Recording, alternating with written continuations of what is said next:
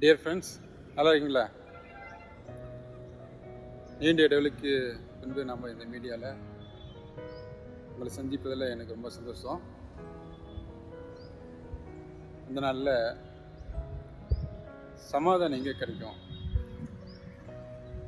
என்கிற வார்த்தை இந்த உலகம் முழுவதும் பரவலாக யோசிக்கப்படுகிறது, பேசப்படுகிறது. இதை குறித்து நம்முடைய வேதம் நமக்கு என்ன சொல்லுது என்பதை நம்ம பார்க்கலாம். சமாதானத்தை தேடி நம்ம எப்படி கண்டுபிடிக்க முடியும்? சமாதானம் எங்கே கிடைக்கும் என்கிற காரியத்தை குறித்து நம்ம வேதத்தின் மூலம் நம்ம பார்க்கலாம். இங்கே சங்கீதம் 46 தேவன் நமக்கு அடைக்கலமும் பெறணும், ஆபத்து காலத்தில் அனுகூலமான துணையுமானவர். ஆகியால் பூமி நிலை மாறினாலும் மலைகள் நடுச்சமத்து சாய்ந்து போனாலும் அதன் ஜலங்கள் கொந்தளித்து பொங்கி அதன் பெருக்கினால் பருவங்கள் இருந்தாலும் நாம் பயப்படுவோம். இப்பொழுது இருக்கிற சூழ்நிலையில் இந்த நம்ம பல தேசத்தின் தலைவர்கள், இன்னும் ஐக்கிய சபை தலைவர்கள், அவர்கள் எல்லாரும் இன்னும் இந்த உலகத்துடைய முக்கியமான தேசங்கள், இந்த உலகத்தில் இந்த கிளைமேட் சேஞ்சு, சூழ்நிலை மாற்றத்தை பற்றி அதிகமாக பேசுறதை நம்ம பார்க்குறோம். அந்த பனி ஆர்டிக் அண்டார்டிக் பகுதியில் இருக்கக்கூடிய அந்த பனி உருகுறதுனால பூமியில் இருக்கக்கூடிய கடல் தண்ணீர், கடல் மட்டம் உயரும் போது அது இந்த கடற்கரையில் உள்ள எல்லா நகரங்கள், அநேக பகுதிகள் மிகுந்த அழிவை சந்திக்கும் என்பதாக அவர்கள் பயப்படுகிறார்கள். ஆனால் சில ஆயிரம் வருடங்களுக்கு முன்பாகவே இந்த சங்கீதக்காரன் மூலமாக ஆண்டவர் இந்த காரியத்தை சொல்வதை பார்க்குறோம். அங்கே பூமி நிலை மாறினாலும் மலைகள் நடுசமுத்திரத்தில் சாய்ந்து போனாலும் அதன் ஜலங்கள் கொந்தளித்து பொங்கி அது பெருக்கினால் பர்வதங்கள் அறிந்தாலும் நாம் பயப்படுவோம். இந்த கடல் தண்ணி அது உயர்கிறது. அந்த பனிமலை உருகும்போது, இன்னும் அந்த பனிமலை கடலில் சாயும் போது அது கடலிலோ நிலப்பரப்பிலும் ஒரு அதிர்வை உண்டாக்கக்கூடியதாக இருக்கிறது. அதனால் இங்கே மற்ற மலைகளும் அது பாதிக்கப்படும், நிலம் பாதிக்கப்படும், பூமி அதிர்ச்சி மற்றும் சுனாமி, அநேக காரியங்கள் வரக்கூடியதாக இருக்கிறது. ஆனால் இங்கே சங்கீதக்காரன் சொல்கிறான், இப்படிப்பட்ட காரியம் நடந்தாலும் நாம் பயப்படுவோம் என்பதாக அவர் சொல்றார். இங்கே ஒரு நதி உண்டு, அதில் நீர்க்கால்கள் தேவன் நகரத்தையும் உன்னதமான வாசமான பரிசுத்தத்தையும் சந்தோஷிப்பிக்கும். இங்கே நதி என்பது தேவ வார்த்தையை குறிக்கிறது. இயேசு கிறிஸ்துவாகிய தேவ வார்த்தையை குறிக்கிறது. தேவன் அதை நடுவிருக்கிறார், அது அசையாது, அதிகாலை தேவனுக்கு சகாயம் பண்ணுவார்.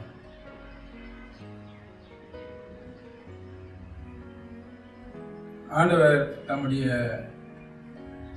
குமாரனோடு இருக்கிறார். என்று அறிந்து கொள்ளுங்கள், ஜாதிகளுக்குள்ளே வந்திருப்பேன், பூமியில வந்திருப்பேன். சேனின் கர்த்தர் நம்மோடு இருக்கிறார், யாக்கோபின் தேவன் நமக்கு என்ன அழைக்கணும். நாம் ஆண்டவரிடத்துல நமக்கு இருக்கக்கூடிய அந்த ஒரு சமாதானம். ஆண்டவர் சொல்கிறார், யோவான் 14:27, சமாதானத்தை உங்களுக்கு வைத்துப் போகிறேன், என்னுடைய சமாதானத்தை உங்களுக்கு கொடுக்கிறேன்.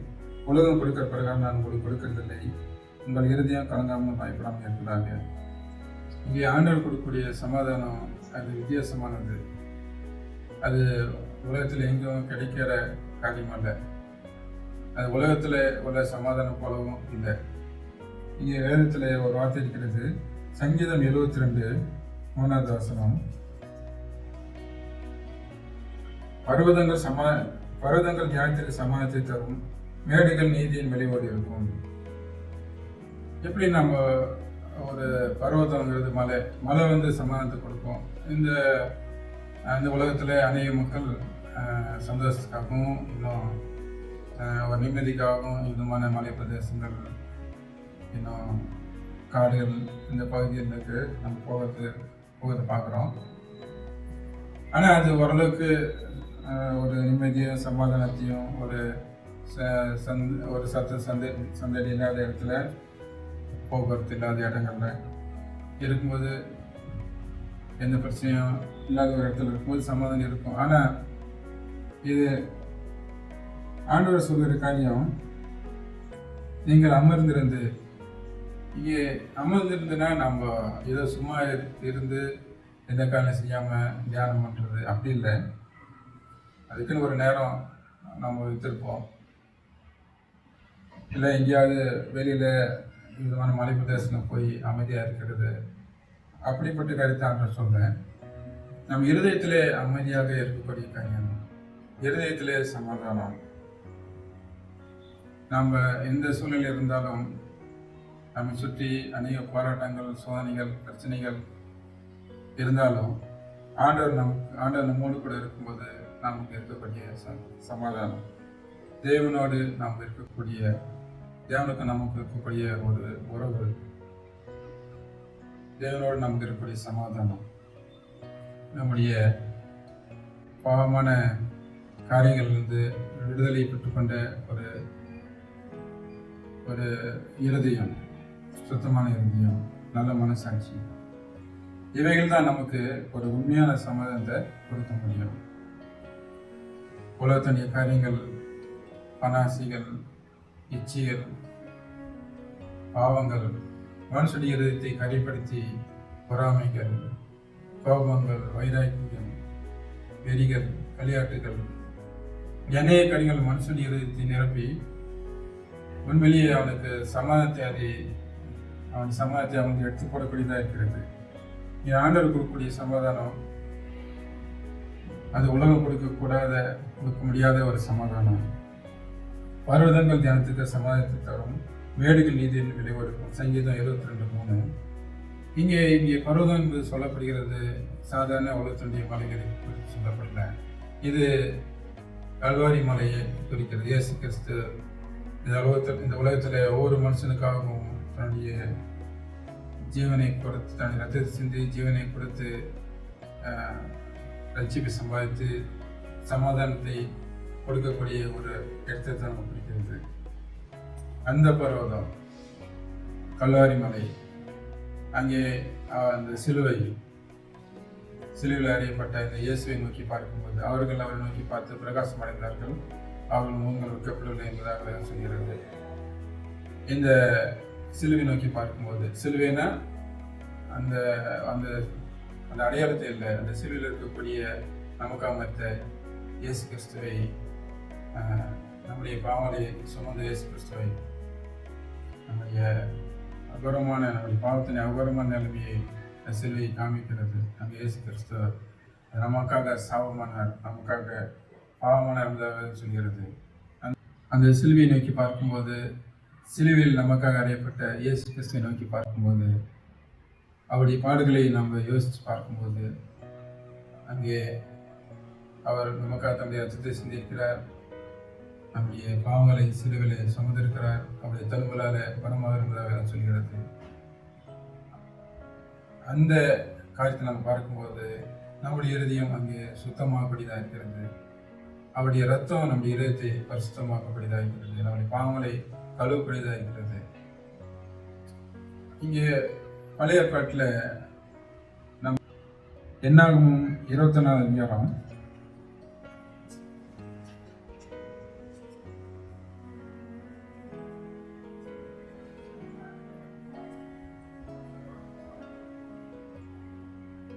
8வது வசனம்.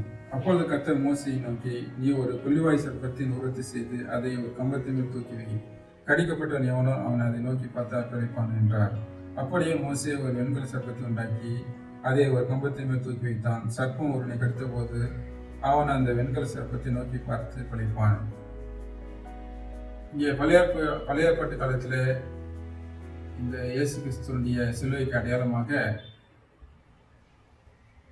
அந்த இஸ்ரேல் மக்கள் மோசேக்கு விரோதமாக, தேவனுக்கு விரோதமாக அங்கே முறுமுறுத்த போது ஆண்டவர் அங்கே கொள்வாய் சர்ப்பங்களை அந்த ஜனங்களுக்குள்ள அனுப்பினார். அநேகர் மரித்து போனார்கள். அப்போது அவர்கள் மோசையிடம் வந்து அவர்கள் கூக்குரலிடும்போது ஆண்டவர் அவர்களை மன்னித்து அவர்களுக்கு ஒரு பரிகாரத்தை செய்வதை பார்க்கிறோம். இன்னைக்கு கூட நம்ம அநேக இந்த மெடிக்கல் காரியங்களில் இந்த கோலில் மாற்றப்பட்ட அந்த வெண்கல சர்ப்பம் போன்ற அடையாளங்கள், சிம்பிள்கள் பார்த்துருக்கோம்.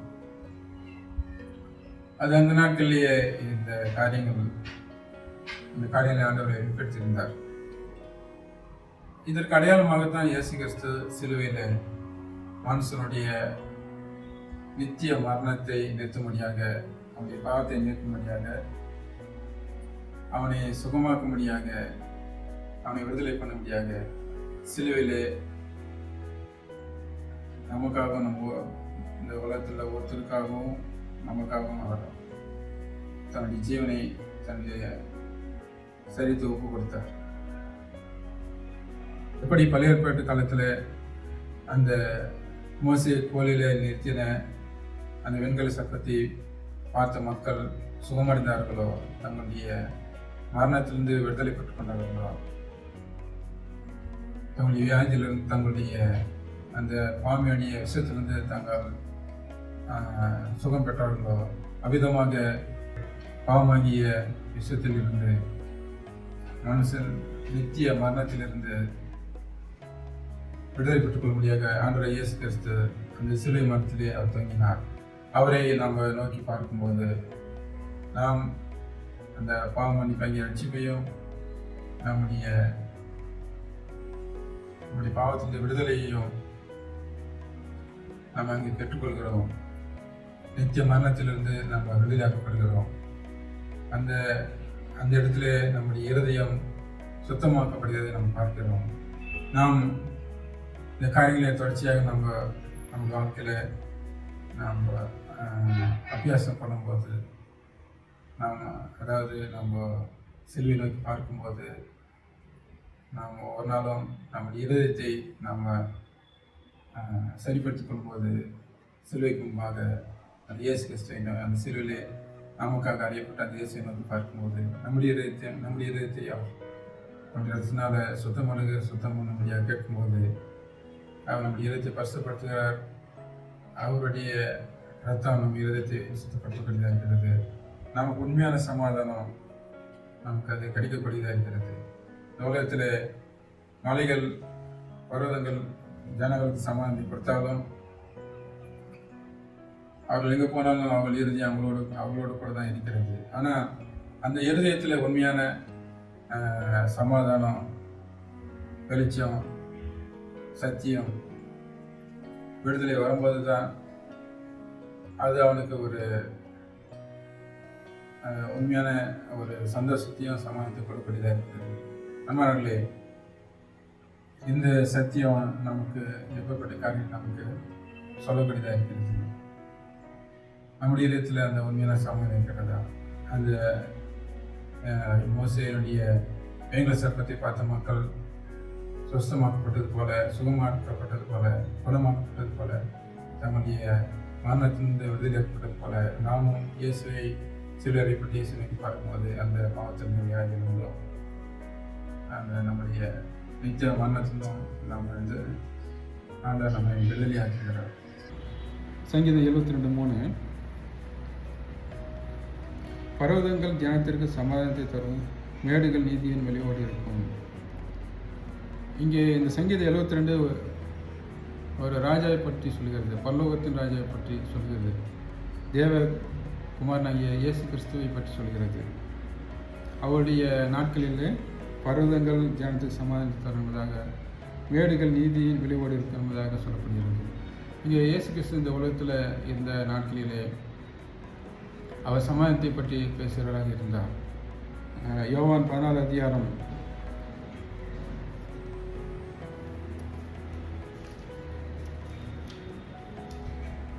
27வது வசனம், சமாதானத்தை உங்களுக்கு வைத்து போகிறேன், என்னுடைய சமாதானத்தை உங்களுக்கு கொடுக்கிறேன். உலகம் கொடுக்கிற பிரகாரம் நான் உங்களுக்கு கொடுக்கிறதில்லை. உங்கள் இருதயம் கலங்காமலும் பயப்படாமல் இருப்பதாக. என் சீசர்கள் இயேசு கிறிஸ்து இந்த உலகத்திட்டு போகும்போது அவர் தங்களை விட்டு எடுக்கப்பட்டு போகிற என்பதை யோசிக்கும்போது அவர்கள் கலங்கி போயிருந்தார்கள். அப்பொழுது அவர்களை ஆறுதல் படுத்தும்படியாக இந்த காரியங்களை ஆண்டவர் சொல்லுகிறார். அப்பொழுது நான் உலகம் கொடுக்கிற பிரகாரம் உங்களுக்கு கொடுக்கிறதில்லை என்பதாக அவர் சொல்கிறார். இங்கே இயேசு கிறிஸ்து கொடுக்குற சமாதானம் அது வித்தியாசமானது, அது உயர்ந்த தன்மை உள்ளது. இங்கே இருதயத்திலே கொடுக்குற சமாதானம் நம்ம இருதயத்திலே பாவத்தினாலும் பொறாமையினாலும் வைராக்கியத்தினாலும் பகையினாலும் இன்னும் பழைய தோல்விகளினாலும் பழைய முந்தின காயங்களினாலும் நம்ம இருதயம் காயப்பட்டு சமாதானம் இருந்த நிலைமையிலே காணப்படுகிறது. ஆனால் இங்கே ஆண்டவர் நமக்கு ஒரு நம்பிக்கையை கொடுக்கிறார். நான் உலகம் கொடுக்கிற பிறகு நான் உங்களுக்கு கொடுக்கவில்லை என்பதாக சொல்கிறார். கிறிஸ்து நமக்காக அந்த சிலுவையிலே பாவமானார். நம்ம சிலுவை நோக்கி பார்க்கும்போது நம்ம சிலுவையுடைய அடையாளத்தை இல்லை, நம்ம சிலுவையில் அறியப்பட்ட இயேசுவை நோக்கி பார்க்கும்போது அங்கே சிலுவையிலே அவர் அந்த வெண்கல சர்ப்பத்தின் அடையாளத்தை போல அவர் நம்முடைய பாவங்களை சுமந்து அங்கே நமக்காக நம்முடைய பாவங்கள் எப்படி அகோரமாக இருந்ததோ அப்படியாக அவர் அகோரமானார். நம்முடைய பாவத்தின் நிலைமையை நம்ம அந்த சிலுவையிலே இயேசு மூலமாக நம்ம பார்க்கிறோம். நம்ம அந்த சிலுவை நோக்கி பார்க்கும்போது, சிலுவையிலே அடிப்பட்டு இயேசு நோக்கி பார்க்கும்போது நம்முடைய பாவங்களுக்காக நம்ம மறைந்தவர்களாக அந்த பாவங்களை விட்டு நம்ம விலகுவர்களாக நம்முடைய இதயத்தின் நிலைமையை, நம்முடைய உண்மையான நிலைமையை அந்த சிலுவையில் தான் நம்ம அறிந்து கொள்ள முடியும். அவருடைய ரத்தம் நம்முடைய இதயத்தை சுத்தம் பண்ணக்கூடியதாக இருக்கிறது, பாவங்களை கழுவக்கூடியதாக இருக்கிறது, பரிசுத்தப்படுத்தக்கூடியதாக இருக்கிறது. அந்த உண்மையான சமாதானத்தை, இந்த பாவ மன்னிப்பை இந்த சிலுவையிலே நமக்கு அது பெற்றுத்தரக்கூடிய ஆண்டுடைய ரத்தம் நமக்கு கொடுக்கக்கூடியதாக இருக்கிறது.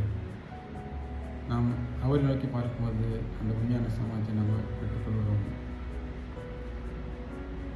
உலகம் கொடுக்க பிரகாரமல்ல, என்னுடைய சமாதானத்தையே நான் உங்களுக்கு கொடுக்க சொல்கிறார்.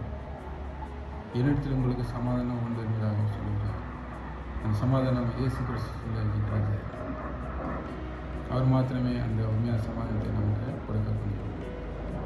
ஜெபிக்கலாம். தகப்பனே, எங்களுடைய இருதயத்தை உங்களுடைய ரத்தத்தினால கல்வி பரிசுப்படுத்துங்க. உங்களுடைய சிலுவையில் அறிப்பட்ட மீன்பை நாங்கள் பார்க்கிறோம். உங்களுடைய ரத்தம் எங்களை கழுவட்டும், எங்கள் இதயத்தை பரிசுமாக்கட்டும். இந்த உண்மையான சமாதானத்தை நாங்கள் பெற்றுக்கொள்ளையாக எங்களுக்கு செய்யணும். எங்களுடைய பாவங்களை நீங்கள் மன்னிங்க, ரத்தத்தினால எங்களுக்கு கலந்து எங்களுடைய பிள்ளையாக மாற்றுங்க. சுத்தமான இதயத்தை எங்களுக்கு கொடுங்க. உண்மையான சமாதானத்தை எங்களுக்கு கொடுங்க. எல்லாவற்றையுமே சேர்த்துட்டு எல்லாவற்றையும் பேசாமல் நமக்கு கேள்வி இருக்கிறாங்க.